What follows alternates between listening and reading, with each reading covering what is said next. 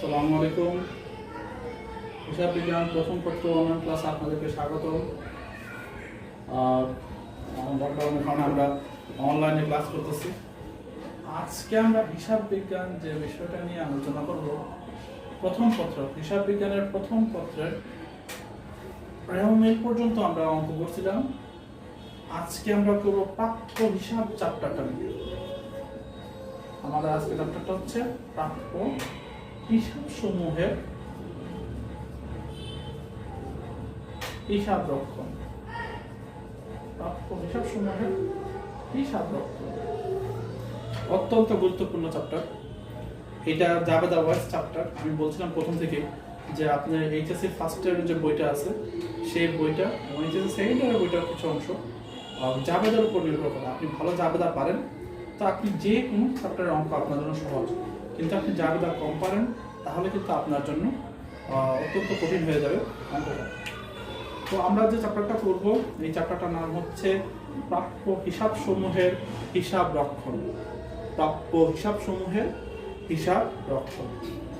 প্রশ্ন হচ্ছে প্রাপ্য হিসাব জিনিসটা আমাদেরকে এখানে যে জিনিসটা শিখতে হবে সেটা হচ্ছে, প্রথম যে শিখতে হবে সেটা হচ্ছে প্রাপ্য হিসাব। 2 নম্বর যে টপিক শিখতে হবে সেটা হচ্ছে অনাদায়ী পাওনা। 3 নম্বর বিষয়টা হচ্ছে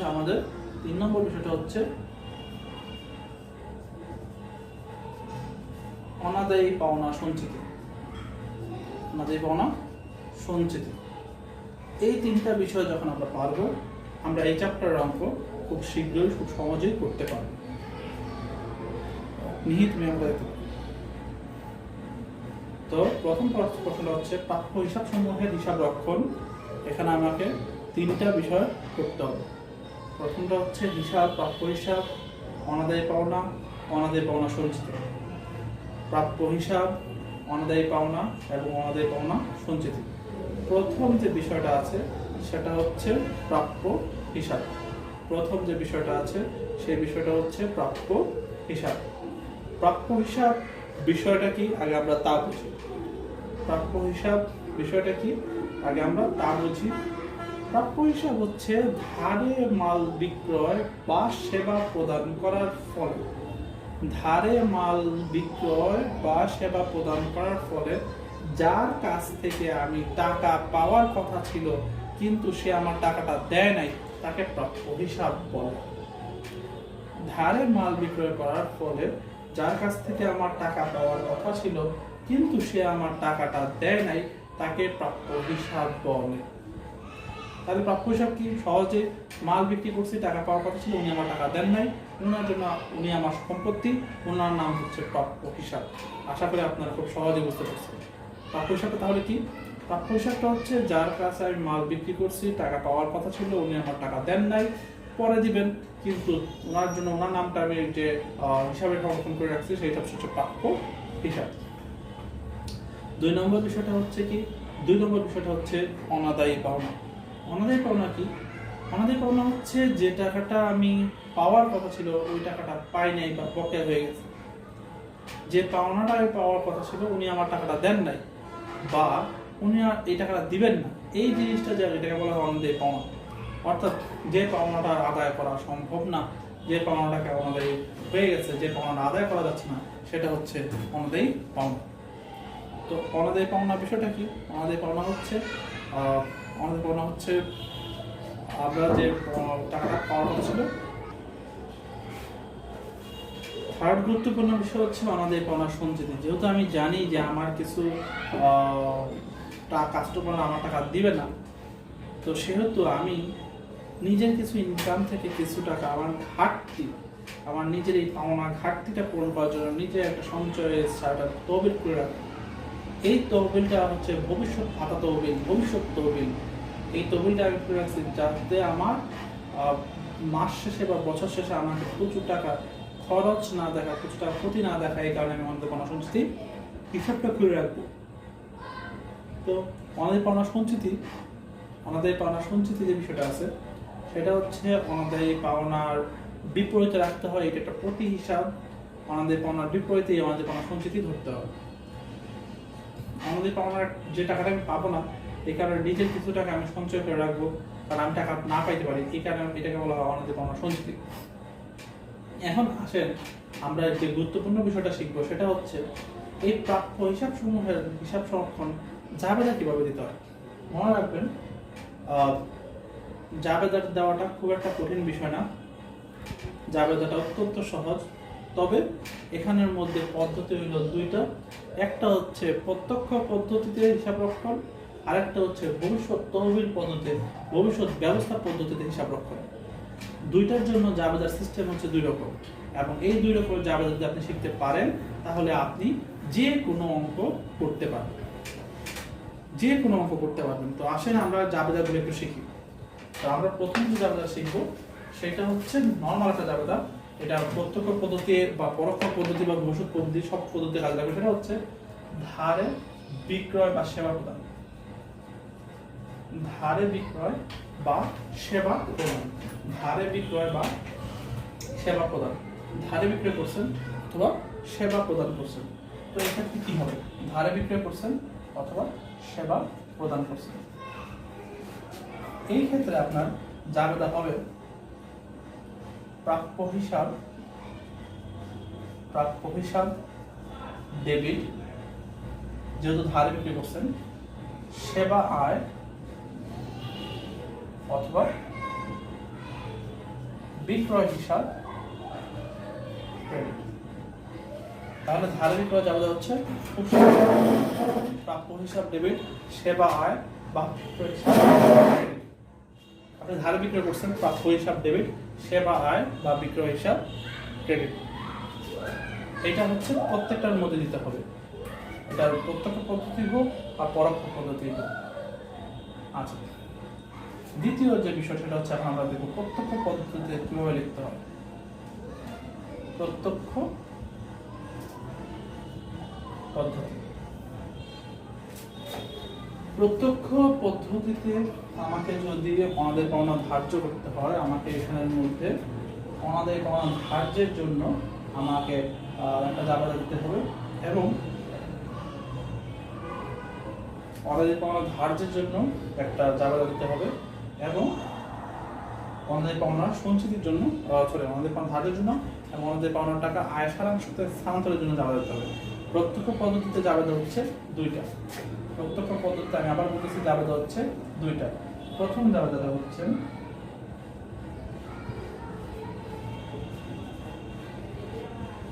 অনাদায়ী পাওনা ধার্য বা অবলোকন। এক্ষেত্রে জাবেদা হবে অনাদায়ী পাওনা ধার্য বা অবলোকন করার জন্য জাবেদা হবে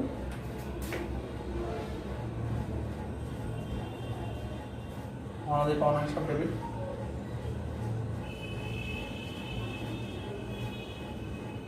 অনাদায়ী পাওনা হিসাব ডেবিট। দ্বিতীয় হচ্ছে যে প্রাপ্য হিসাবের কাছ থেকে টাকা পাওয়া যাবে না, এই কারণে প্রাপ্য হিসাব ক্রেডিট। অনাদায়ী পাওনাটা আমার জন্য একটা ক্ষতি স্বরূপ, এই কারণে আমাদের সম্পত্তির খরচ উত্তোলন ডেবিট, এই কারণে অনাদায়ী পাওনা আমার একটা খরচ, এখানে একটা ডেবিট করলাম। আর যেহেতু সম্পদ একটা কমে যাবে, প্রাপ্য হিসাবের কাছ থেকে টাকা পাওয়া যাবে না, এই কারণে প্রাপ্য হিসাবটা ক্রেডিট। তাহলে প্রত্যক্ষ পদ্ধতি অনাদায়ী পাওনা ধার্য করা জাবেদা হচ্ছে অনাদায়ী পাওনার ডেবিট আর প্রাপ্য হিসাব ক্রেডিট, অনাদায়ী পাওনা হিসাব ডেবিট এবং প্রাপ্য হিসাব ক্রেডিট। প্রত্যক্ষ পদ্ধতি প্রথম জাবেদা। প্রত্যক্ষ পদ্ধতির দ্বিতীয় জাবেদা, প্রত্যক্ষ পদ্ধতির দ্বিতীয় জাবেদা হচ্ছে হিসাব কাজ শেষে হিসাব বন্ধ করার জন্য, অনাদায়ী পাওনা বন্ধ করার জন্য, আয় সারাংশতে স্থানান্তর করার জন্য। ঠিক আছে, আয় সারাংশ বলে, অনেকে এটাকে বিশ্বদায়ী বিবরণী বলে। আয় সারাংশতে অনাদায়ী পাওনা, আপনি আয় সারাংশতে অনাদায়ী পাওনা স্থানান্তর করবেন।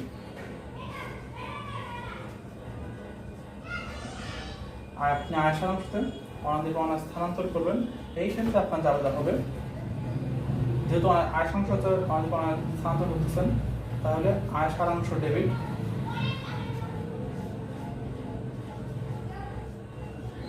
আয় সারাংশ ডেবিট, আর যে অনাদায়ী পাওনাটা ছিল ডেবিট, ওই অনাদায়ী পাওনাটা হয়ে যাবে ক্রেডিট। যে অনাদায়ী পাওনা ডেবিট ছিল সেই অনাদায়ী পাওনা হয়ে যাবে ক্রেডিট। তাহলে কি হচ্ছে, আপনি অনাদায়ী পাওনা ধার্য করছেন বা অবলম্বন করছেন, অনাদায়ী পাওনা হিসাব ডেবিট, প্রাপ্য হিসাব ক্রেডিট। আপনি আয় সারাংশতে অনাদায়ী পাওনা স্থানান্তর করছেন, আয় সারাংশ ডেবিট, অনাদায়ী পাওনা হিসাব ক্রেডিট। আয় সারাংশ ডেবিট, অনাদায়ী পাওনা হিসাব ক্রেডিট। এটা হচ্ছে প্রত্যক্ষ পদ্ধতিতে দুইটা যাবে, একটা হচ্ছে অনাদায়ী পাওনা ধার্য করার জন্য, আর দুই নম্বরটা হচ্ছে আয় সারাংশতে অনাদায়ী পাওনা স্থানান্তর করার জন্য। তো ধারে বিক্রয় সেবা প্রদান আমরা বুঝতে পারছি, প্রাপ্য হিসাব ডেবিট সেবা, আয় বা বিক্রয় হিসাব ক্রেডিট। আর প্রত্যক্ষ পদ্ধতিতে আপনি যখন অনাদায়ী পাওনা ধার্য করবেন তখন যাওয়া দেবেন অনাদায়ী পাওনা হিসাব ডেবিট, প্রাপ্য হিসাব ক্রেডিট। আর যখন আয় সারাংশতে অনাদায়ী পাওনাতে স্থানান্তর করবেন তখন যাওয়া দেবেন আয় সারাংশ হিসাব ডেবিট, অনাদায়ী পাওনা হিসাব ক্রেডিট। আয় সারাংশ হিসাব ডেবিট এবং অনাদায়ী পাওনা হিসাব ক্রেডিট। এই হচ্ছে প্রত্যক্ষ পদ্ধতিতে অনাদায়ী পাওনা স্থানান্তর বা লিপিবদ্ধ করার উপায়। এখন এখানের মধ্যে কথা আছে, অনাদায়ী পাওনাকে যে অনাদায়ী পাওনাই বলতে হবে তা না, অনাদায়ী পাওনার যে কথা কুঋণ একই কথা, সংশয়িত ঋণ একই কথা। ডাউটফুল ডেট, সংশয়িত ঋণ, অনাদায়ী পাওনা, কুঋণ একই কথা। আয় সারাংশ, বিশদ আয় বিবরণী, আয় ব্যয় বিবরণী একই কথা। দেখা পরীক্ষার সময় হঠাৎ করে এগুলো দেখার পর নার্ভাস হওয়া যাবে না যে আল্লাহ তো কুঋণ শিখছি না। কুঋণ যে কথা, অনাদায়ী পাওনা একই কথা, আয় সারাংশ যে কথা, বিশদ আয় বিবরণী একই কথা। এই হচ্ছে প্রত্যক্ষ পদ্ধতিতে যাবে দুইটা। আমরা তারপর শিখবো ভাতা বা তহবিল পদ্ধতি। আপনারা ভিডিও পজ দিয়ে আপনারা তুলে নেবেন, আমি আর ওয়েট করি না, আমি 2 নম্বর পদ্ধতিটা শিখব।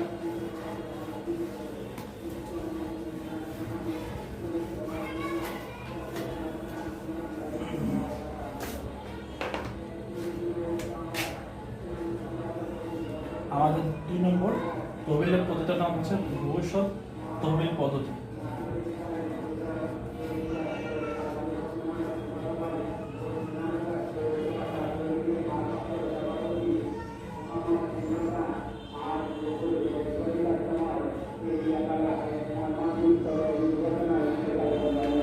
ভবিষ্যৎ তহবিল পদ্ধতি। ভবিষ্যৎ তহবিল পদ্ধতি। তো ভবিষ্যৎ তহবিল পদ্ধতি কি, যে পদ্ধতিতে আমি সঞ্চিতি সৃষ্টি করব সেই পদ্ধতিকে বলা হয় ভবিষ্যৎ তহবিল পদ্ধতি। 1 নম্বর যে জায়গাটা আছে, আমাদের জায়গা হচ্ছে 3টা। 1 নম্বর জায়গাটা শিখি। 1 নম্বর জায়গাটা হচ্ছে আপনি অনাদায়ী পাওনা ধার্য করার জন্য, অনাদায়ী পাওনা প্রথম জায়গাটা হচ্ছে অনাদায়ী পাওনা ধার্য অথবা অবলোকন করার জন্য।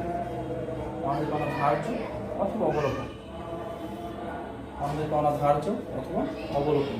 তো আমরা জানি আগে শিখছি আমরা অনাদায়ী পাওনা হিসাব ডেবিট, প্রাপ্য হিসাব ক্রেডিট। আর এখন আমরা দিব অনাদায়ী পাওনা সঞ্চিত হিসাব ডেবিট, প্রাপ্য হিসাব ক্রেডিট। এখন আমরা লিখব অনাদায়ী পাওনা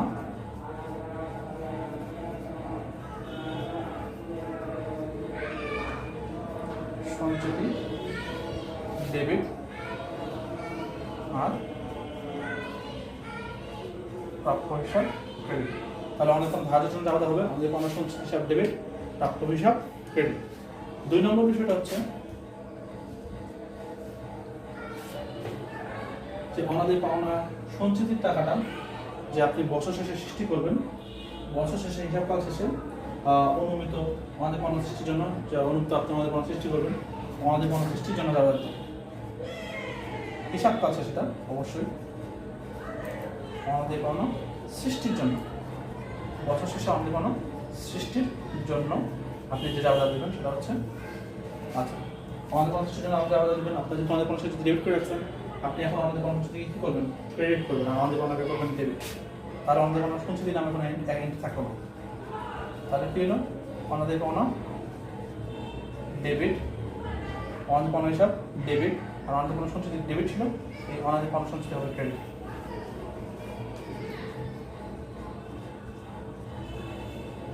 অনাদায়ী পাওনা ডেবিট আর অনাদায়ী পাওনা সঞ্চিতি হিসাব ক্রেডিট। আচ্ছা, তাহলে অনাদায়ী পাওনা সৃষ্টির জন্য আপনাদের বলবেন অনাদায়ী পাওনা হিসাব ডেবিট, অনাদায়ী পাওনা সঞ্চিতি হিসাব ক্রেডিট। তার প্রথম জায়গা ছিল অবলোকন করার জন্য অনাদায়ী পাওনা সঞ্চিতি হিসাব ডেবিট, প্রাপ্য হিসাব ক্রেডিট। আর দ্বিতীয় জায়গা হচ্ছে অনাদায়ী পাওনা সৃষ্টির জন্য অনাদায়ী পাওনা হিসাব ডেবিট, অনাদায়ী পাওনা সঞ্চিতি হিসাব ক্রেডিট। এখন প্রশ্ন হচ্ছে এই অনাদায়ী পাওনাটা সৃষ্টি যে করলাম, ভালো কথা, এই অনাদায়ী পাওনাটা কিভাবে বের করবো, এই অনাদায়ী পাওনা সঞ্চিতি আমরা কিভাবে বের করবো? আমরা এটা বের করার সিস্টেমটা শিখি যে অনাদায়ী পাওনা সঞ্চিতি আপনি কিভাবে বের করতে পারেন, আপনি অনাদায়ী পাওনা সঞ্চিতিটা কিভাবে বের করতে পারেন, এটা বের করা আমরা শিখি। আপনি অনাদায়ী পাওনা সঞ্চিতি শিখলেন, ঠিক আছে, বের করবেন, ঠিক আছে, ভালো কথা, কিন্তু অনাদায়ী পাওনা সঞ্চিতি বের করবেন কীভাবে, ঠিক আছে? এটা বের করার জন্য আপনার কিছু স্টেপ ফলো করতে হবে। স্টেপটা হচ্ছে, প্রথমে আপনি নেবেন আপনার দেনাদার বা আপনার প্রাপ্য হিসাব, আপনার দেনাদার বা প্রাপ্য হিসাব, এটার সাথে আপনি যোগ করবেন আপনার নতুন আমাদের পাওনা সঞ্চিতি, নতুন আমাদের পাওনা সঞ্চিতি যোগ করবেন। আবার এটা থেকে বাদ দিয়ে দেবেন পুরাতন যেটা আছে আপনার আমাদের পাওনা সঞ্চিতি, পুরাতন আমাদের পাওনা সঞ্চিতি বাদ দিয়ে দেবেন। তাহলে আপনার বর্তমান বছর আমাদের পাওনা সঞ্চিতি বের হয়ে আসবে। তার কাজটা কি করতে হবে, আপনি দেনাদার প্রাপ্য হিসাবের সাথে আপনি নতুন আমাদের পাওনা সঞ্চিতি যোগ করবেন এবং পুরাতন আমাদের পাওনা সঞ্চিতি বাদ দেবেন। দেনাদার বলতে সব ধরনের দেনাদার, মনে করেন ধারে বিক্রি করছেন, ওই দেনাদারটা এখানে যোগ করতে হবে। আচ্ছা, লাস্ট আপনাকে যে কাজটা করতে হবে, লাস্ট ধাপ বছর তহবিল পদ্ধতিতে, সেটা হচ্ছে অনাদায়ী পাওনা বন্ধ করার জন্য অথবা আয় বিবরণীতে স্থানান্তর করার জন্য। আয় বিবরণী বলতে পারেন বা সারাংশ বলতে পারেন, যাই বলেন না কেন, আয় বিবরণীতে স্থানান্তর করার জন্য আপনাকে চাপে দিতে হবে। চাপে দিলে কি দেবেন, আপনি দেখবেন আয় সারাংশ ডেবিট, আয় সারাংশ ডেবিট আর অনাদায়ী পাওনা ক্রেডিট। আয় সারাংশ ডেবিট আর অনাদায়ী পাওনা হিসাব ক্রেডিট। এই হচ্ছে আয় বিবরণী স্থানান্তর করার জন্য চাপে, আর এই হচ্ছে ভবিষ্যৎ তহবিল আপনাকে 3টা জায়গায় করতে হবে। তা আপনাদের কাজ হচ্ছে, আপনারা আমাকে যা আমি লেখাইছি এটা পড়া সুন্দর মতো লেখা আপনারা আমাকে হোয়াটসঅ্যাপ যে চ্যানেলটা আছে, আপনাদের যে হোয়াটসঅ্যাপ যে গ্রুপটা আছে, এই গ্রুপের মধ্যে আপনারা সাবমিটটা দেখাবেন যে আপনারা পড়ছেন, ঠিক আছে? কারণ আমরা তো মুখে পড়া জিজ্ঞাসা করতে পারছি না, কিন্তু আমি যদি দেখি আপনারা একবার দুবার লিখছেন, তাহলে আমি বুঝবো যে আপনাদের মাথার মধ্যে কিছু হইলেও পড়াতে পারছি। আর যদি কোনো কিছু লেখা আমার না বোঝা যায়, আপনাদের লেখাটা আমাকে দেখান, আপনাদের লেখাটা, তাহলে আমি বুঝবো আপনারা কোথায় ভুল করছেন, ঠিক আছে? যারা হোয়াটসঅ্যাপ গ্রুপে আছেন তারা অবশ্যই, হোয়াটসঅ্যাপ গ্রুপে আমাদের স্টুডেন্টরা আছেন তারা অবশ্যই যা যা পড়াইছে আজকে আপনারা 2বার করে লিখে আমাকে সাবমিট করে দেখাবেন। আর যারা হোয়াটসঅ্যাপ ছাড়া আমার ইউটিউব সাবস্ক্রাইবার আছেন, তারা আপনারা যে কাজটা করবেন সেটা হচ্ছে বাসার মধ্যে এগুলো একটু একটু বেশি বেশি পড়বেন। এবং যারা আপনাদের এইচএসসি ভাই বন্ধু বা ছোট ভাই বোন বা যারাই আছে না কেন, আপনাদের আত্মীয় স্বজন, তাদেরকে আমরা এই ভিডিওগুলো বেশি বেশি শেয়ার করবেন, যেন তারাও উপকৃত হতে পারে। কারণ লকডাউনের মধ্যে একজন একজনকে শেয়ার করা, আমাদের হেল্প করাটা অত্যন্ত জরুরি। ঠিক আছে, আপনারা ভালো থাকবেন, সুস্থ থাকবেন, আর আর বেশি বেশি পড়বেন, পড়ালেখা বাদ দেবেন না, অটো পাশে আশা করবেন না। আমরা অটো পাস চাই না, আমরা চাই পড়ালেখা হোক, ক্লাস হোক।